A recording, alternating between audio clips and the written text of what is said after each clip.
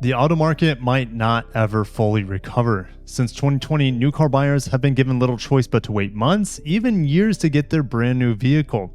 What's worse, new cars cost more than ever. Rising material costs are one thing, but the low supply has allowed manufacturers to incentivize as little as possible. To add salt to the wound, getting cars below MSRP is now but a myth. Dealership profits are at an all-time high while selling less cars because they just don't need to keep a big inventory on the lot, and they can get away with charging a premium to desperate customers. Today, we'll discuss the near-term future of the auto industry and the slow return of the market as we once knew it.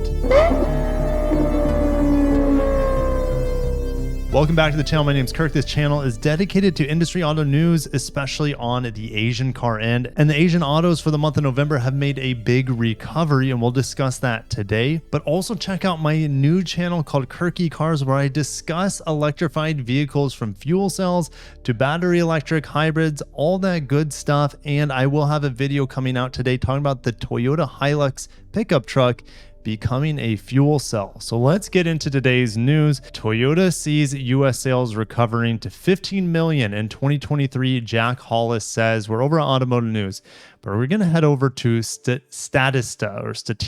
Here's a graph of total car sales per year here in the United States.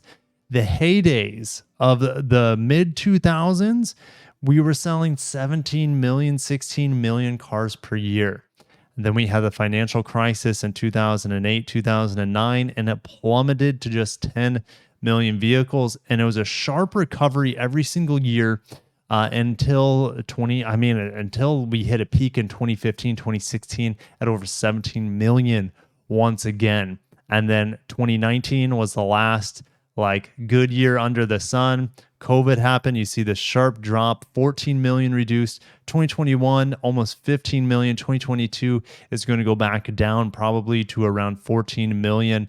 And Jack Hollis is seeing in 2023, things should be getting back to 15 million. It's going to be a very slow recovery, it seems, because we just can't get the microchips. Jack Hollis acknowledged that Toyota hasn't had much success guessing when restrictions on semiconductors will lift, and said that the industry shows no signs of pulling back on its demand for technology. He goes on, it feels like the microchip, the whole semiconductor issue, it feels like it's going to take forever. And to be candid, it feels like this problem is here to stay. So the problem, he's expecting to stay with us for a lot longer than we may have expected originally.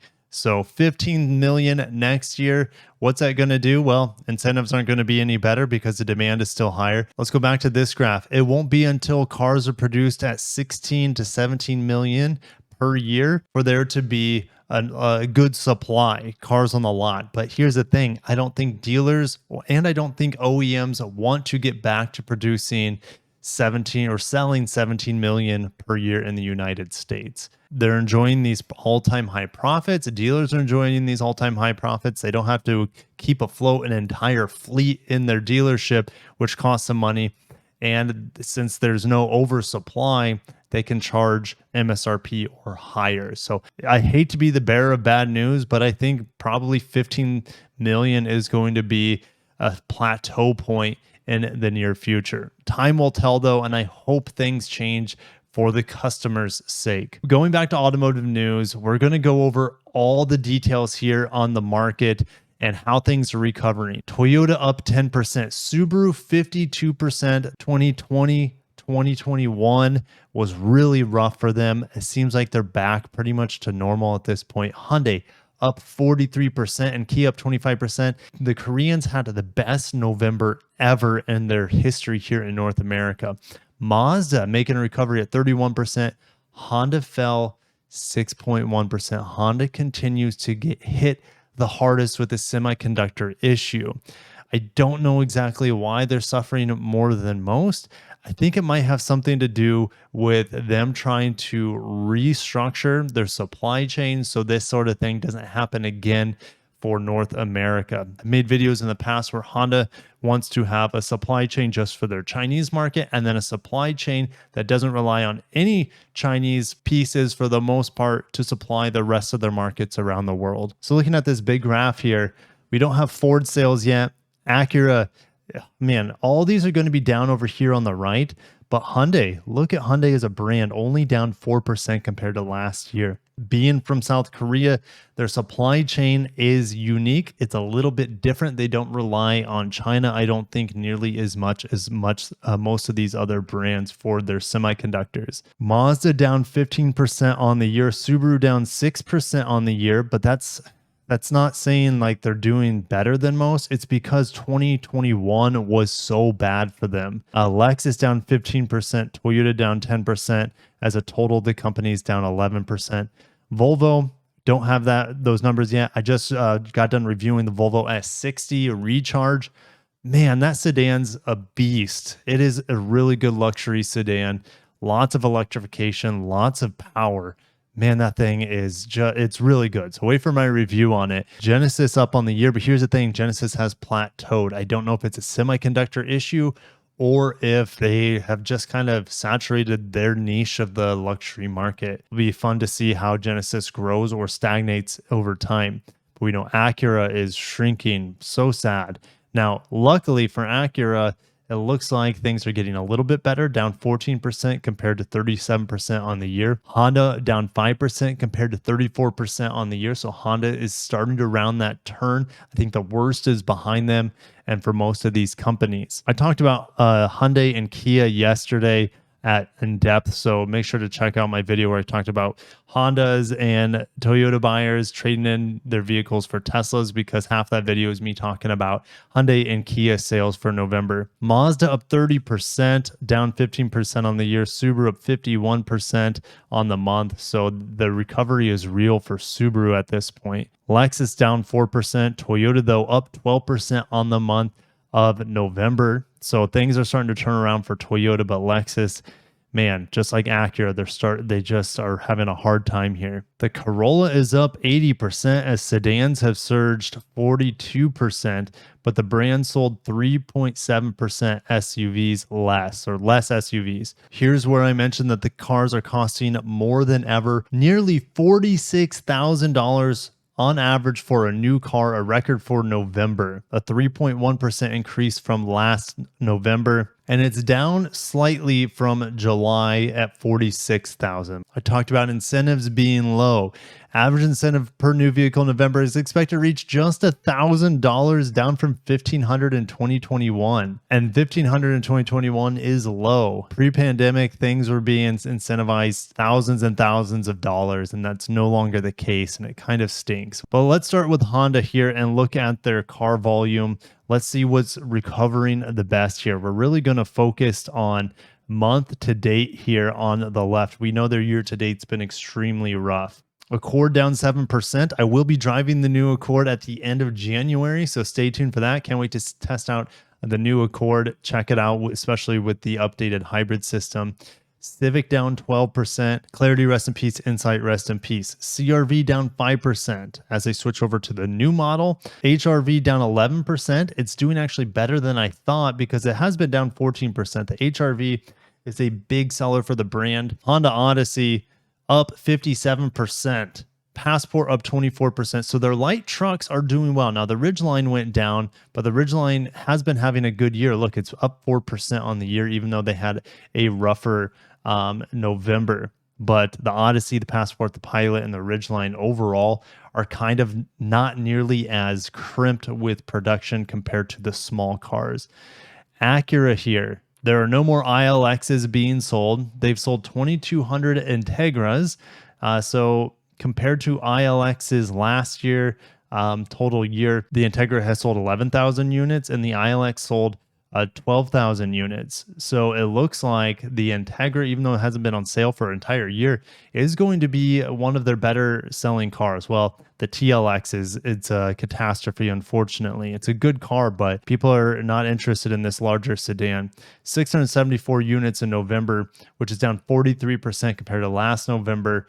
And if we look at year over year, it's down 58%. My heart goes out for the TLX. MDX up 13%. That's good to see.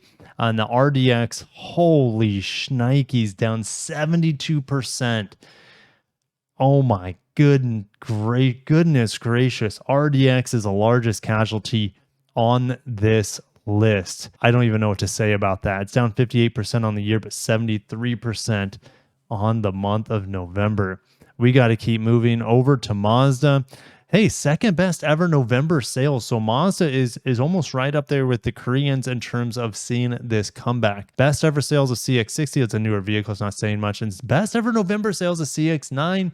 The new CX-90 will be revealed, well, I don't know if I can say, but early next year, CX-90 will be revealed. I plan on bringing you guys hands-on coverage of that. So stay tuned for that. That will be the successor of the CX-9. But man, Mazda's like, maybe we should keep the CX-9 around because it just had best ever November. So we're not going to focus much on year to date, but let's look at month over month. And Mazda 3 up 16%. The Mazda 3 sedan 33, and the hatchback unfortunately down 11%. Mazda 6, rest in peace. MX-5 Miata up 82%. Again, a niche vehicle. They only sold 449 of them. Check out my latest review. I just adore that car. It's down 47% on the year. CX-3, don't know why it's on the list. I guess they sold some last year. CX-30 down 3% compared to, so last November must have been their best month ever for the CX-30. It's a new vehicle, so I'm sure it was. 12% on the year down. CX-5 down 13% on the year, but it's up 16% on the month. So CX-5 has made that recovery. CX-9 just selling like gangbusters here, up 67%. For the month. And MX-30, they didn't sell a single one. I mean, it's super low volume. I don't even know if any of them are available for sale right now. So yeah, let's not talk about the MX-30. We'll be getting a rotary range extender, which is going to definitely pump life back into that vehicle. But in the meantime, yeah, let's keep moving. Subaru is the last manufacturer I'm going to talk about today. Subaru, rough 2020, rough 2021. What are we seeing here with the sales? The Ascent, kind of neutral, slightly up on the year.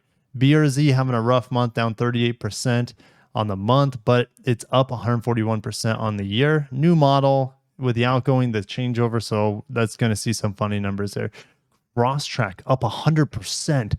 Whoa, same thing with the Forester, up 147%.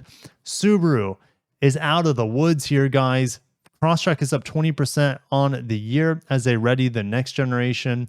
And the Forester down 28% on the year. But look at that recovery for the month.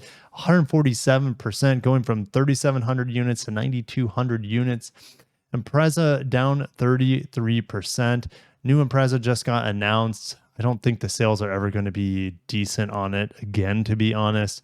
It will be hatchback only. And they have that new RS model with the 2.5 liter with like 180 horsepower or so. So I guess it's CVT. Anyways, let's keep moving. Legacy has doubled up 111% on the month, only down 3% on the year. So Legacy, low volume seller, but it's kind of stable there.